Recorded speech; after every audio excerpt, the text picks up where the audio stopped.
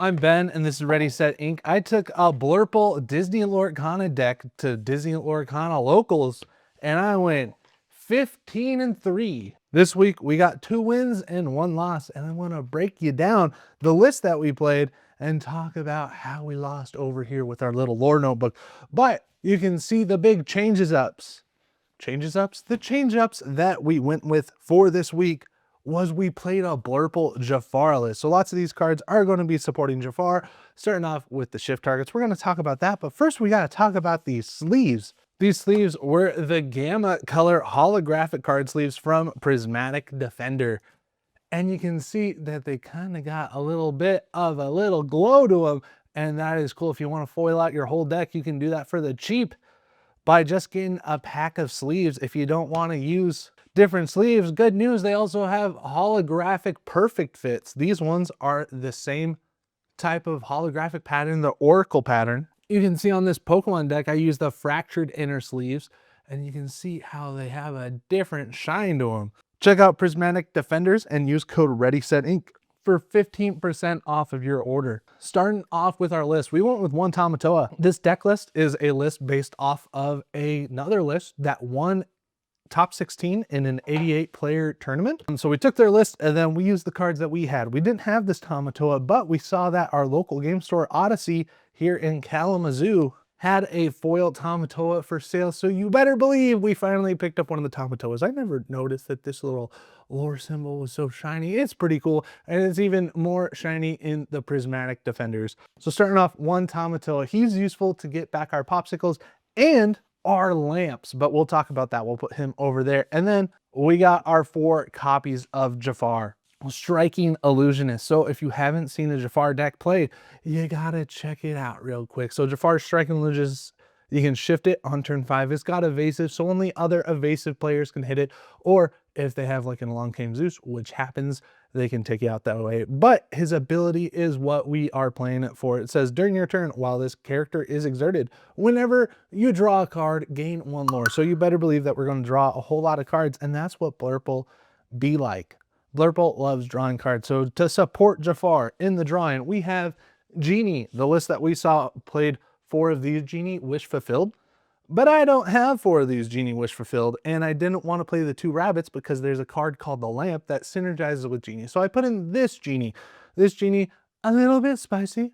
It's got the 3/5, so it's got a whole lot of survivability, and it's got the 3 wishes ability. Whenever this character quests, you may shuffle this card into your deck and draw 3 cards. Love to draw 3 cards, especially when that could get you 3 lore. And then we have this Genie. If you haven't seen it, it's got the evasive, and it's got when you play this character, you can draw 2 cards. So we got our Jafar and our Genies right there. We got 3 Chernobog's followers, which never hit in any of our games. We never used it to draw cards. We actually use this a lot to swing into other characters because the 2 damage is what we had to be doing. And then we also had to like put a threat on board and be like, maybe we are going to draw. And then they would call our bluff and quest their character. And then we would have to challenge into it. So that's why we got 3 Chernobog's followers, kind of like the Diablo Devoted Heralds more. But the Diablo Devoted Herald, the Jafar only gets lore if you draw a card on your turn. So if your opponent takes out one of your Diablos, on their turn, you're not going to gain a lore. So the Chernobygs is a little bit more suited towards that. Up next, the Magic Broom. The Magic Broom did help us a little bit. We got 3 copies of it. The Magic Broom, you can get the draw right away if you play another low-cost character. So you put it down, its ability is ready, you play another character, and then you can pop it to banish. Our shift targets for Jafar.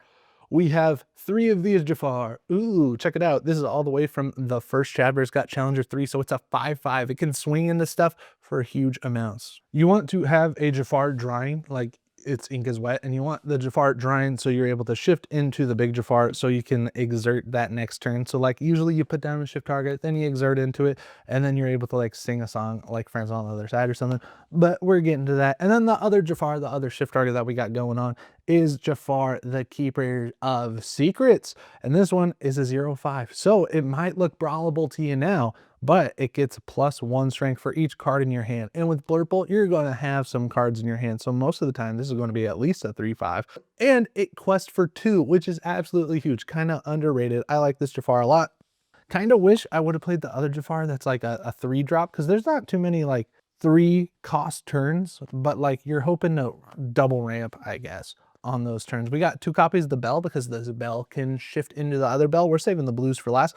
We got 4 copies of the Elsa, always a great tech card. It's got exert an opposing character when it comes into play. It's got the evasive, it's got rush, so it can do 2 damage right away, and you pair this with Crab to do some massive damage. We got 2 copies of the Elsa. This saves you games. It gives you another turn to think about what you're going to do because it can keep 2 of your opponent's characters exerted, and then they can't ready at the start of their next turn. So basically, like, you're going to be able to take out their exerted characters. It's a good deal. You're going to be able to find out what you want to do. We got 4 copies of the Crab. I am a big believer of the 4 copies of Crab lately. Definitely need 4 copies of Crab. We got 3 Finders Keepers. Finders Keepers is kind of like Friends on the Other Side. Friends on the Other Side is a song card that draws you 2 cards. Finders Keepers is an action card. It costs 5, but you get to draw 3 cards. With Jafar, that's 3 lore. We're running all 4 copies of Friends on the Other Side. And then my 2 little spicy cards that I put in here that I believed in that didn't really work. Like, I never got up to too crazy of an amount of ink with this deck. But if you have a whole lot of ink, I think this card could work out pretty good. I really like this card in set 1, Ruby Amethyst. It is a magic mirror. You pay it down for 2, and then later you can exert it. You pay 4 ink and you get to draw a card. And that would get you a lore with Jafar. And then the lamp, super good. I took out 1 copy of the lamp to add a copy of the magic mirror. And then I also didn't have the other Tamatoa, so that's where the other copy of magic mirror is. But I would recommend playing all 4 copies of the lamp if you're doing this build. The lamp has banish this item. If you have a character named Jafar in play, draw 2 cards. That's pretty good. That's a great deal. Draw 2 cards for 2 ink. That's one of the best values in the whole game. If you have a character named Genie in play, return chosen character with cost 4 or less to their player's hand. So it's not like a choose one or other. You do as much as you can on the card. So if you have both Genie and Jafar in play, you're getting to draw 2 cards and you're getting to bounce a character back. I use this once to bounce my own Genie back to my hand, but I also use this to bounce a Calhoun and a Mr. Smeet back to my opponent's hand, so they won't be able to get that good lore next turn. This Donald Duck was also a little spicy addition that I'm happy I put in, because against Maria, it actually saved me the game. She was going to go to 21 lore the next turn, but then I played down the Donald Duck, which says opponents need 25 lore to win the game. It was a good moment. I liked it a lot. Donald Duck definitely saved the game there. Like, if you get him in your hand, you just hold him in your hand until you want to use him late game. He can also quest for 3, and you can see that's what we did because we were at 18 lore, and then we went to 21 lore with a 3-quester Donald the Duck. And then our blue package. These are all of our Sapphire cards that we have, plus the Tamatoa. But we got the 4 Popsicles. Popsicle, super helpful to draw cards. If you want to be able to draw cards, you can do that, and drawing cards can get you lore, so everything kind of synergizes together. So if you have a Jafar down, you play a Tamatoa, you get back 2 Popsicles from your graveyard, and then you get to play your 2 Popsicles. That's 2 card draws to trigger the lore gain effect off of Jafar. It all synergizes together. We got 3 copies of the Bell to be able to play for free, and also get these Popsicles into the discard zone.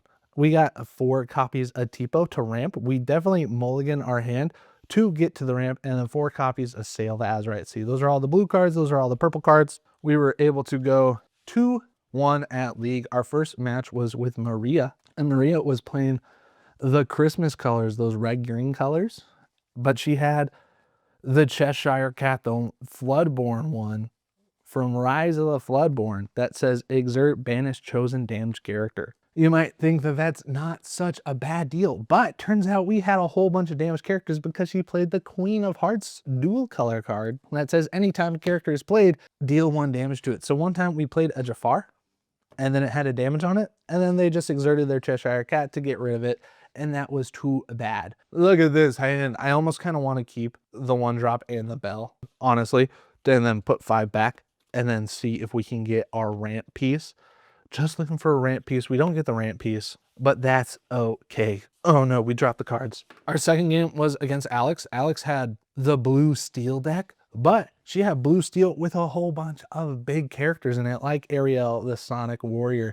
And I was no way able to keep up with Ariel, Sonic Warrior. She also had a whole new world, which she sang like a total of 3 times on me, which might have been helpful, but it helped her a lot too because she was able to flood the board with lots of big questers and stay in the game. So I took an L there. Look at that. There's those ramp pieces. I might keep all of these and keep the Finder's Keeper in this mulligan because I really want to ink the Finder's Keepers, get it out of my hand as soon as possible.